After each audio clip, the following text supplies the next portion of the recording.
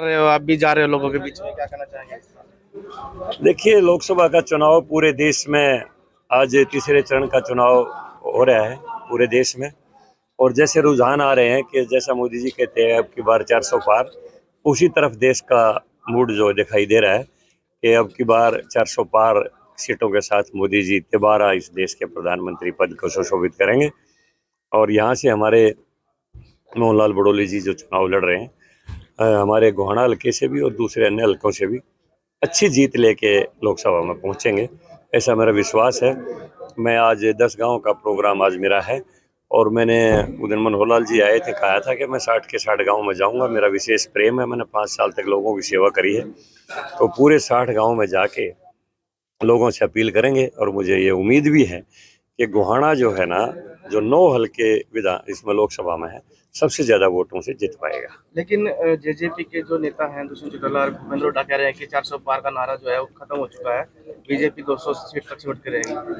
देखो, बात यह है, उनका तो यही कहना बनता है, अब वो हमारी बड़ाई क्यों करेंगे, लेकिन वो तो रिजल्ट बताएगा। कांग्रेस की जो है ना, अब की बार 40 पार नहीं होनी है, 40% जाएगी। पूरे देश के अंदर रुझान है। अब वो कोई अमेठी को छोड़ के भाग रहा है, कोई वायनाड को छोड़ के भाग रहा है, अपने अपने क्षेत्र छोड़ रहे हैं। माँ जो है ना राज्यसभा में आ गई, राजस्थान से बेटी कह रही है मैं तो चुनाव लड़ूंगी नहीं, क्योंकि भविष्य दिखाई नहीं देता। एक थोड़ी सी इज्जत बचाने के लिए अब वो बरेली से उसका फार्म भरवाया है पप्पू का। अब देखो, पप्पू को सारा देश जानता है, वो उसको ना यूं नहीं पता गेहूं का पौधा होता है, पेड़ होता है। अब वो तो क्या करेगा, वो देश के प्रधानमंत्री पद को सुशोभित करेगा। मोदी का उनका क्या मुकाबला है? तो देश में कोई विकल्प नहीं है मोदी जी का। और बाकी रही भूपेंद्र हुड्डा जेजेपी, तो कुछ भी कहें, वो उनकी मर्जी है, तो उनका यही कहना बनता है, कहते रहेंगे, लेकिन रिजल्ट बताएगा। किसान एक बार फिर न्याय यात्रा कर रहे हैं हरियाणा में। देखो, मोदी जी ने तो किसान के साथ न्याय करने में कोई कसर छोड़ी नहीं। अन्याय कहाँ हुआ है कोई बताए तो हमें कि ये अन्याय हुआ है।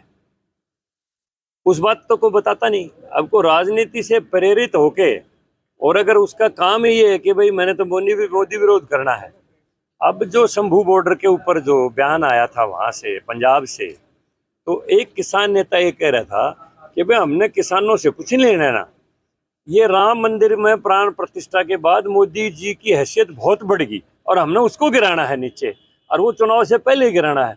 अब तो उनका मकसद किसान आंदोलन है या मोदी की हैसियत को गिराना है, मतलब क्या है? तो ये राजनीति से प्रेरित जो लोग हैं वो इस किस्म की बात कर रहे हैं। बाकी हिंदुस्तान का किसान मोदी जी के साथ है, उनकी नीतियों के साथ है। टिकटों के बंटवारे को लेकर बात जो है, कुछ बीजेपी के नेता दूरियां बनाए हुए हैं।